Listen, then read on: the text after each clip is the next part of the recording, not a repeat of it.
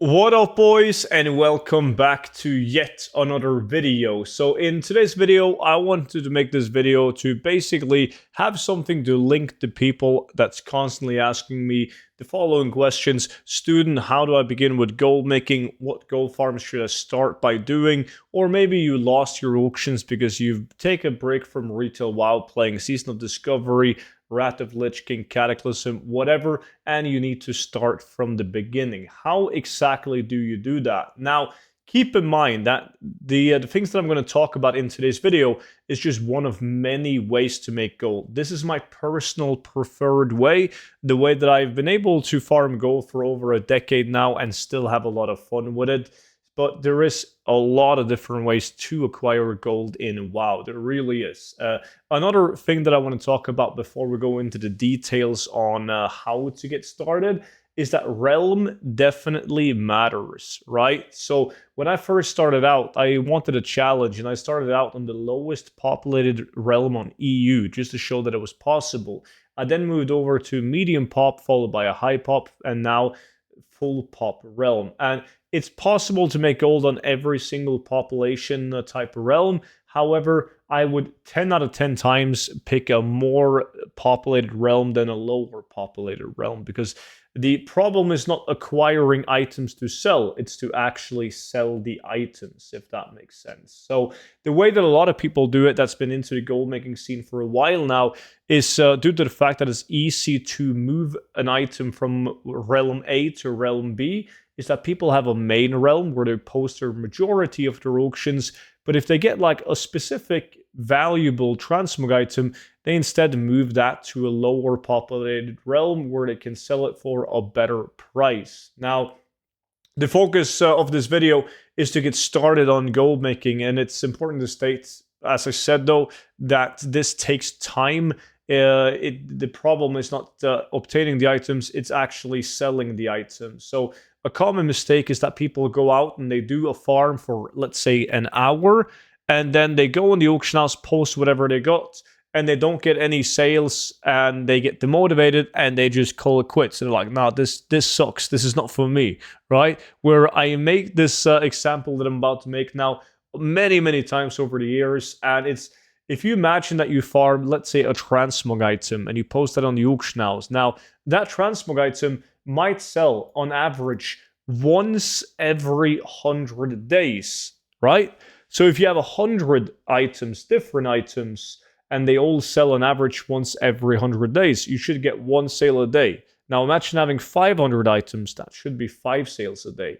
1,000 items, 10 sales a day, and so on and so on. So it's a numbers game. It's very important to get volume up on the auction house. So to start this off, I have to talk about the absolute best way to fill up the auction house, as the main focus on this video is to get started and get a bunch of items up on the auction house, and the different ways that you can actually do that. So to get started off, I have to mention crafted transmog, as it is by far the easiest way to stack up your auction house, and it is also the lowest maintenance way of obtaining a steady amount of gold. Now, inside the 0 to 10 million gold guide that I made like 4 years ago, there is a complete guide to how to get started with everything crafted transmog.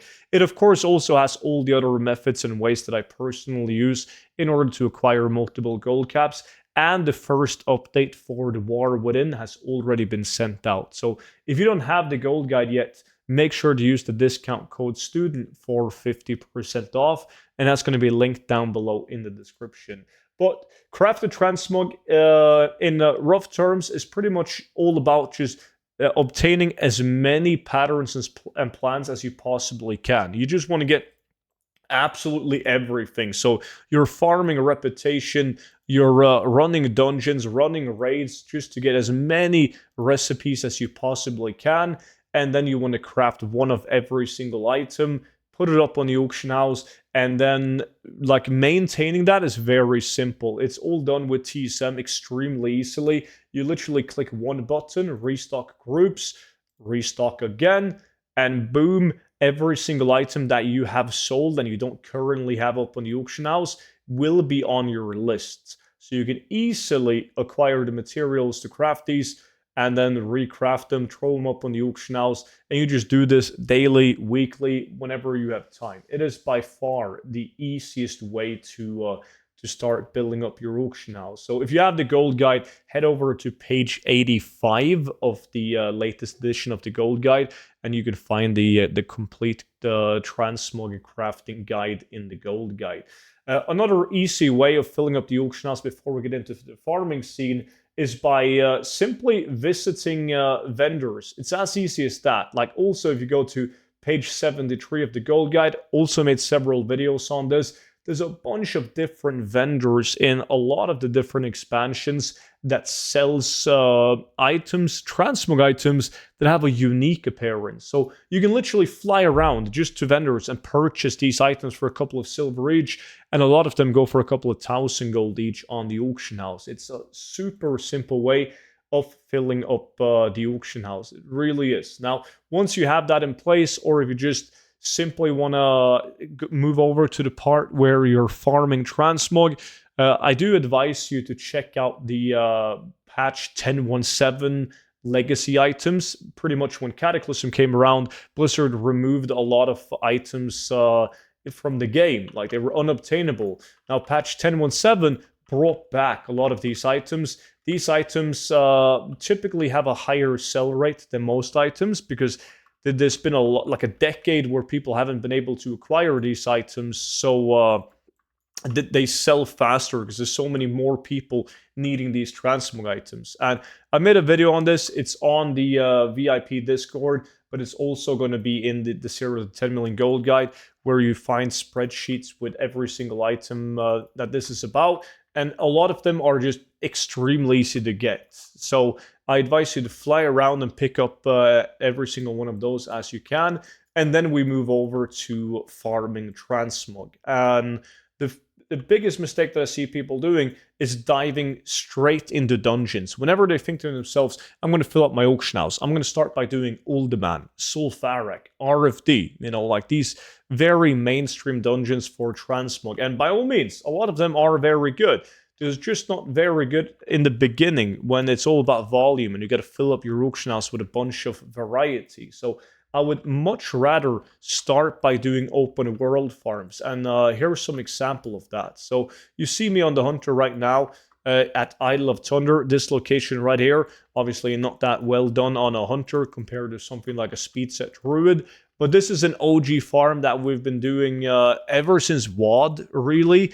And the great thing about this is the fact that every single, nearly every single set that comes out of this farm, like there's cloth items, leather items, mail items, and plate items, as well as a bunch of weapons that have a unique appearance, meaning that the only place you can get the items with the exact same look is from these Sandalari trolls in this area. So they just perform extremely well. Even if you have to do this as a solo farm, it is a very strong farm. Now, be noted that some of these farms might be absolutely insane on your realm, and your realm, they might be like relatively bad because there's so many people already doing these specific farms. But in general, they are extremely good farms. So Isle of Thunder, definitely a farm that you should check out.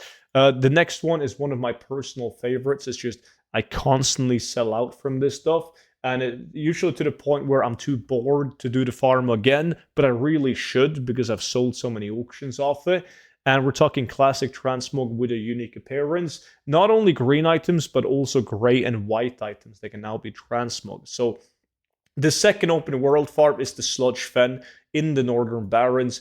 Pretty much just run around this lake and kill all these venture coal mobs. They drop grizzly, aboriginal, like you name it. The amount of different set items that these guys drop that has a unique appearance is absolutely wild. And a lot of the sets are the so-called slot mogs, where you show a lot of skins. So not only do people buy them to add it to their collection because they want to collect every single transmog, but a lot of people also buy them because they want to use them as their actual transmog set. So these guys hyper spawn as crazy, very doable to do solo. And this is a typical example where an open world farm is better than a dungeon, because these guys have the exact same loot table as doing the dungeon Wailing Caverns. but you still see way more people farming in Wailing Caverns, which is just way worse, because the only thing that matters is the amount of mobs that you kill per hour, and you can acquire way more mob kills per hour doing this farm, even solo, than running the dungeon Wailing Cavern. So highly suggest you guys to go and check out Sludge Fen in Northern Barrens. And some of you guys might think, but yeah, student, that when you're making a video about these locations, they're going to get over flooded with people and the farm is going to be bad. Now, I've featured these gold farms, these exact gold farms, for many years, and I still do them to this date myself. So they will still work even in the future. I wouldn't worry about that at all. Another one that nobody was doing when I started doing it. Now there's definitely more people doing it, but not close to as many people as should be doing it, to be honest. It's like a 0.5 farm. I call them 0.5 farms, like whenever you have an expansion and towards the end, then when they do a 0.5 patch with a new zone, that typically means a lot of gold to be made, because it usually means unique transmog. So Nasyatar, specifically at this location right here, has a bunch of these elite mobs, level 50s. I'm on level 61. I would highly request you guys to farm this on level 70, or recommend you guys, because then they're really easy to farm. You can see the density in this area is absolutely insane. The best part about it is the fact that they hyper spawn like absolute crazy. And the great thing about this farm is that the weapons is not that good because they share appearances, but the armor sets, the cloth, leather, mail, and plate sets, they have a unique appearance. The wave crash, the slither shell, there's so many sets from this exact farm that's absolutely insane. Even when doing it solo, it's a farm that everyone should be doing at least for an hour or two to get these sets up on the auction house. Great sell rate on them, usually low competition as well on that spot. The next one is also a favorite of mine, and I love this farm for many different reasons. It's another 0.5 farm, where in Shadowlands, when they released 0.5 patch with Seraph Mortis new zone, that once again meant unique green transmogs dropping. So all of the green items dropping from Seraph Mortis, even a lot of the weapons have a unique appearance. Absolutely insane. Another reason why I love this farm is because you have the chance of getting something like the Varied Guillotine, which is like a 500,000 gold weapon, alongside the insane amount of gold you can make off the green items. So even, like, I've done this farm for like probably 50 hours in total, and I've received a lot of Varied Guillotine, selling them for anywhere between 400k to like 1.5 million, and I've still made the majority of my gold off the unique green transmog that these guys can drop. So you want to make sure that you kill every single mob in this sandy area in Seraph Mortis right here, because they can all drop green items.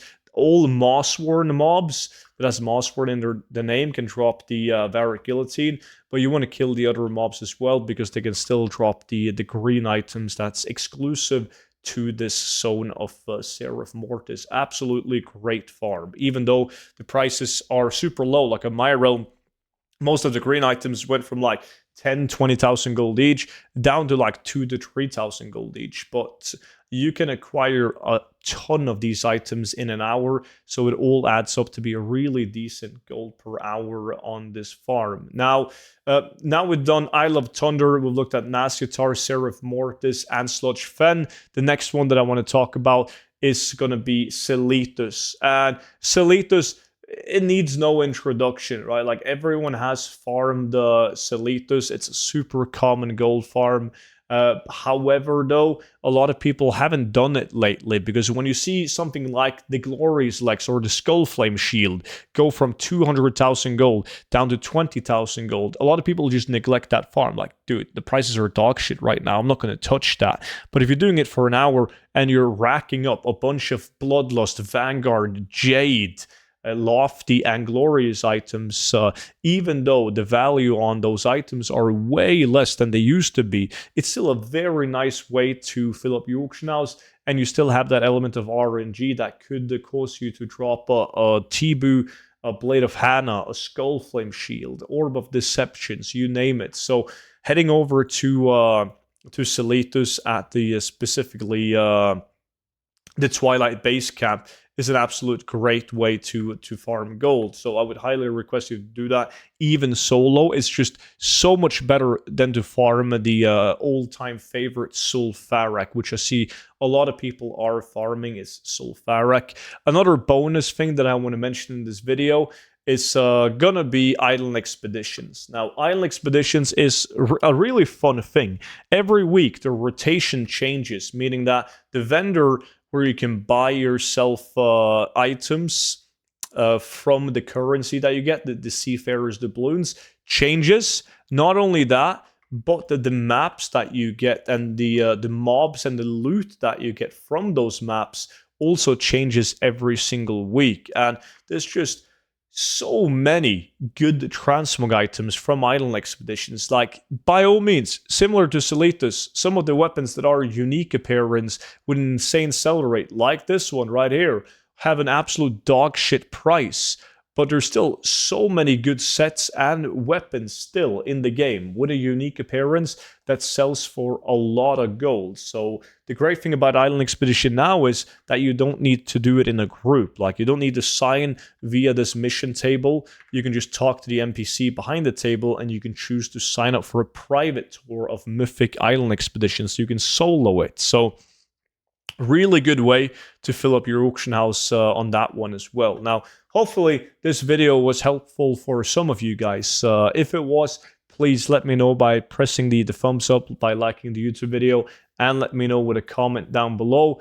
And as I mentioned at the beginning of the video, make sure to check out the 0 to 10 million gold guide. If you already have that, appreciate your support. And if you like it, you're most definitely also going to enjoy the VIP Discord, which is pretty much like a Patreon, where you get to watch all my YouTube videos before they're made public on YouTube. But you also get access to exclusive content such as spreadsheets, gold tips, even the war within investments, and much more. But that's also going to be linked down below in the description. And with that being said, I appreciate you guys watching the video, and I will see you all back in at tomorrow's video. But until then, bye bye.